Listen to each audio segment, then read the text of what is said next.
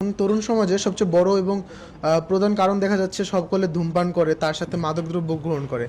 আগে প্রধানত ধূমপান করাটা অনেক স্বাভাবিক ছিল, সব জায়গায় পাওয়া যেত। এখন কিছুদিন ধরে কিছু জিনিসের দিকে দেখা যাচ্ছে যে মাদকদ্রব্যটা অনেক সহজে পাওয়া যায়। কিছু মাদক ব্যবসায়ীদের কারণে ওনারা অনেক ওপেনলি এবং অনেক খোলাভাবে ওনারা বিক্রি করতে পারে। ওনাদের আশেপাশে কেউ যদি বাধা দিতেও যায়, ওনারা উল্টা দাপটের মাধ্যমে ধামাচাপা দিয়ে দেয়। এখন সেই পদক্ষেপ হিসাবে আপনি যদি মেয়র পদেও পদোন্নীত হন, তাহলে আপনার প্রথম কাজটা কি করতে চান? প্রথমত মাদক কারবারিদেরকে আমরা চিহ্নিত করব, মাদকের রোডগুলোকে আমরা চেক দিব, রোডগুলোকে আমরা বন্ধ করব, মাদক কারবারিদেরকে আমরা আমাদের দৃষ্টির মধ্যে নিয়ে আসবো, আইন শৃঙ্খলার দৃষ্টির ভিতরে নিয়ে আসবো। এবং এইটা যে সমাজ বিধ্বংসী এবং আগামী প্রজন্মের জন্য এটা যে একটা মরণ ব্যাধি, এইটা আমরা সবাইকে বোঝানোর চেষ্টা করব। তাদেরকে নৈতিক প্রশিক্ষণ আমরা দেব, মোরাল ট্রেনিং। তোমরা একটা জিনিস দেখবা, এখানে হয়তো কেউ কেউ থাকতেও পারো, আবার অনেকেই হয়তো বাইরের। তোমরা একটা ছাত্র সংগঠনের নাম জানো, এই যে গান গেয়ে গেল যে ছাত্র সংগঠন করে আরি, নামটা কি? ইসলামী ছাত্র শিবির। শিবিরের ছেলেরা একটা সিগারেটও খায় না। তুমি একটা শিবিরের ছেলে দেখাইতে পারবে না, একদম নিউ কামার যদি হয় বল, আমি জানি না, তবে আমার জানা মতে, আমি শিবিরের সেন্ট্রাল প্রেসিডেন্ট ছিলাম, আমার জীবদ্দশায়, আমার লং টাইমে শিবিরের কোনো ছেলেকে গোপনেও একটা সিগারেট টানতে আমি দেখিনি। মানে মাদকের রোড কিন্তু প্রথম রোডটা হলো এটা সিগারেট, তারপরেই যায় মাদকে। তাহলে এটা সম্ভব হইলো কেন? এই দেশে ছাত্রলীগ আছে, অন্য দল আছে, সব পোলাপাই তাদের নেতার সামনে ঠ্যাঙ্গের উপরে ঠ্যাং উঠে সিগারেট টানে, দেখছো না তোমরা? কিন্তু এখানে নাই কেন? এত ভদ্রতা কেন?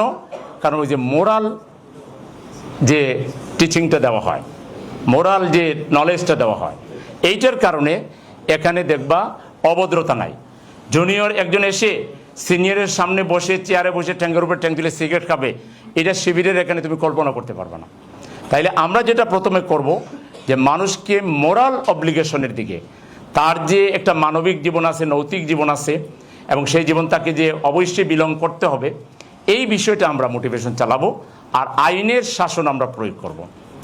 আইনের দৃষ্টিতে মাদক কিংবা ইপটিজিং কিংবা এই যে আর যেসব কিশোর গ্যাং যেগুলো আছে, এগুলোকে আইনের মাধ্যমে, ল এনফোর্সমেন্টের মাধ্যমে আমরা এগুলোকে লাইনে আনার জন্য চেষ্টা করব। আশা করি আমরা এটা পারবো। এর বাইরে আমরা পাবলিক অ্যাওয়ারনেস জাগ্রত করব, আমরা মানববন্ধন করব, র্যালি করব, মিছিল করব, আমরা টেলিভিশনে বিভিন্ন প্রোগ্রাম, যারা এই ব্যাপারে বিশেষজ্ঞ তাদেরকে দিয়ে বিভিন্ন প্রোগ্রাম করব।